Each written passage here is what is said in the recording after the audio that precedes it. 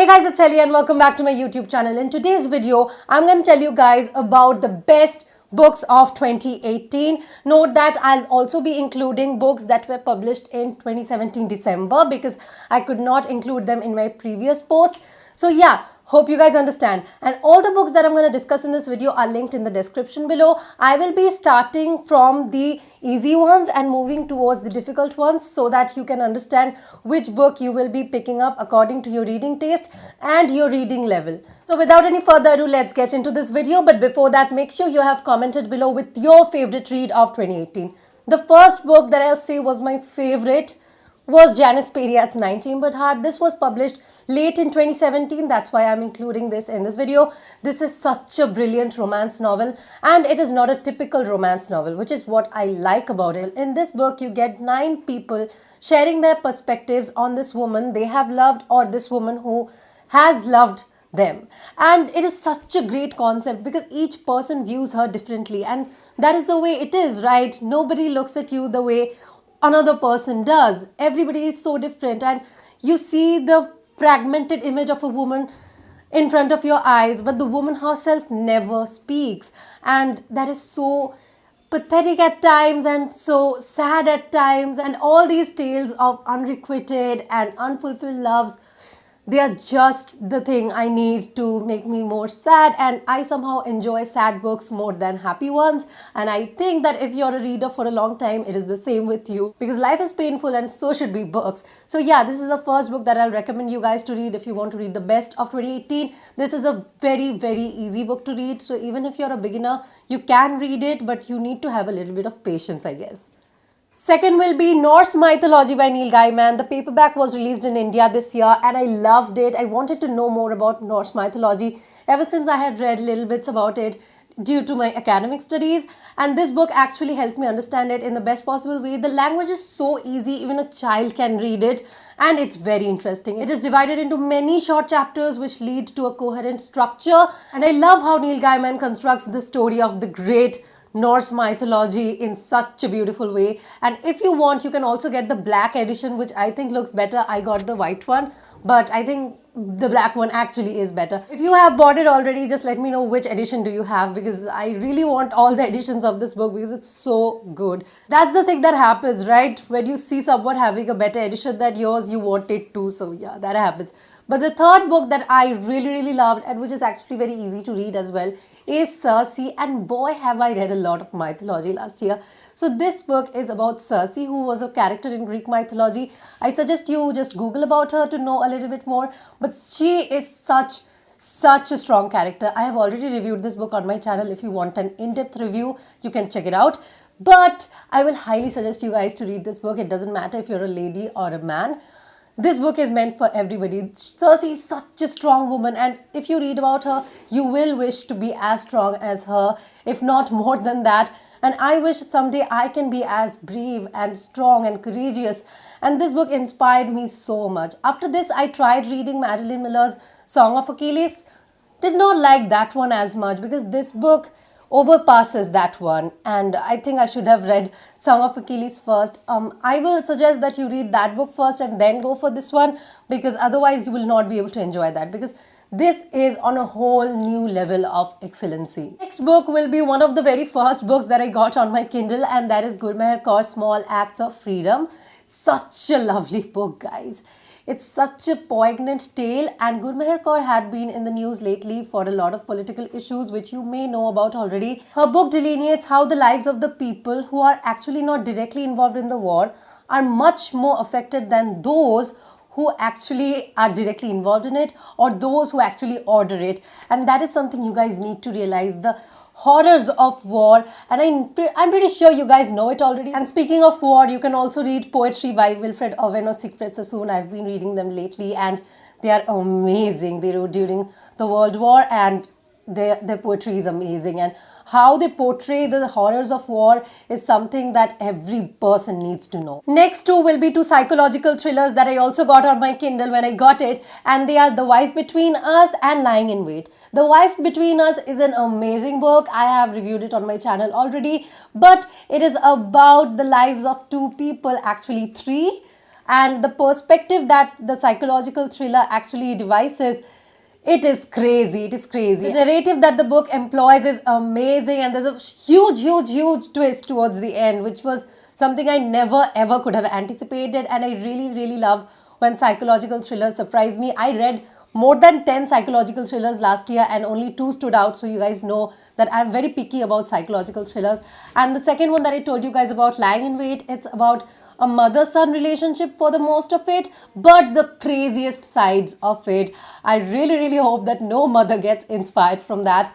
But that is one such book that will make you feel like what's gonna happen next till the last page. Like, the suspense is there till the last page and even after it. So that is something that I really enjoyed, and I highly recommend reading Liz Nugent. But the thing is, I have not read other books by Liz Nugent, but those who have tell me that those are not as good as this one. So I'm not sure if I'm going to pick up Skin Deep or any other book by her.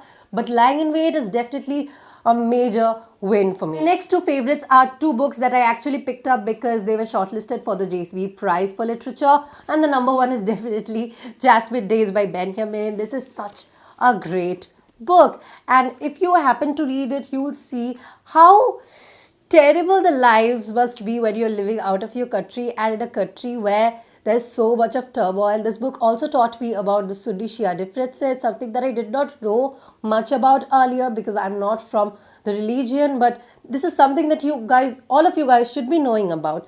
The life of this girl called RJ Samira and the turmoil around it is portrayed so brilliantly.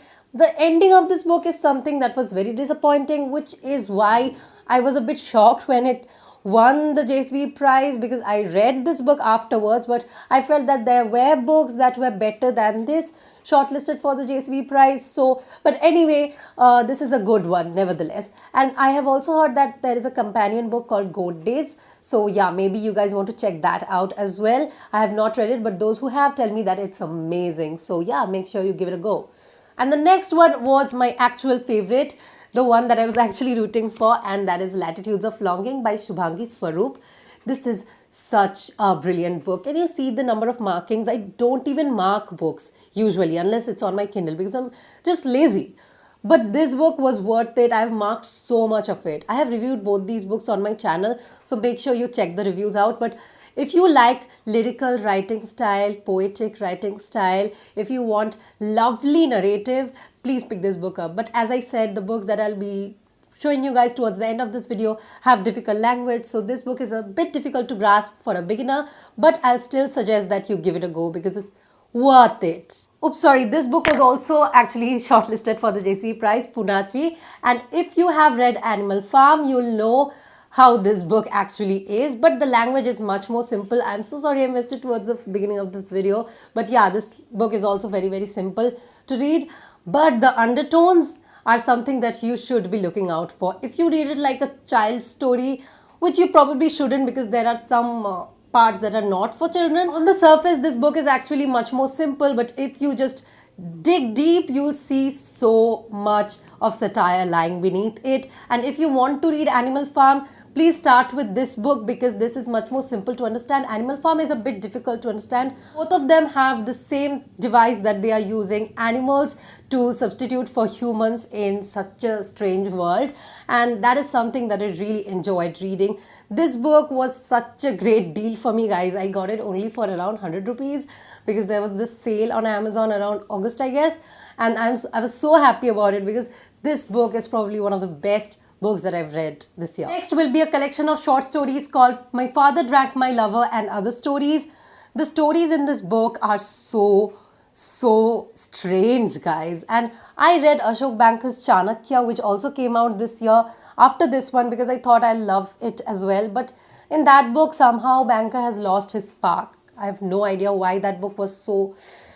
It was just not something that I expected from Banker. It's not a bad book, but then if it's Banker, I expect more because of this one, because this was such a brilliant book.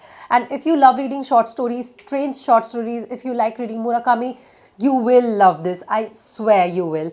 And the stories are definitely not for children, but if you're an adult, you'll love it. You'll love this book so much. And if you like it, just let me know in the comment section below, because not a lot of people have actually read this book as yet. Like most of the books that I recommend, you guys tell me if you read them, but not a lot of people have told me that they have read this. So please guys, please read this and let me know how you felt about it. And the last but definitely not the least favorite of mine this year was Invitation to a Bonfire by Adrienne Celt. If you know about Vladimir Nabokov, you'll probably know about his book Lolita as well. You'll also probably know about the influence his wife had on his life. And this book sort of is a fictional account of Nabokov, his wife and his mistress, and the chapters are actually changing the perspective continuously, which I really love.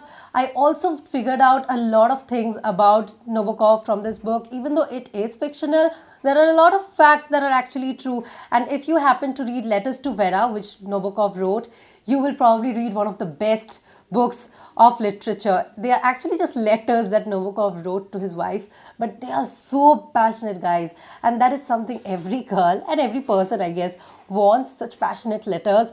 And yeah, that was a book that I came across due to this one. So I really thank Adrienne Celt for writing this. This is probably the bestest book that I've read this year, because I love literature and I loved Adrienne Celt's writing style. If you are not really a literature person, you may not enjoy this that much, so I put it for the last, but it is the best of the best of 2018 in my opinion. I hope you guys enjoyed today's video and you'll be picking up some of these books that I told you guys about in this video.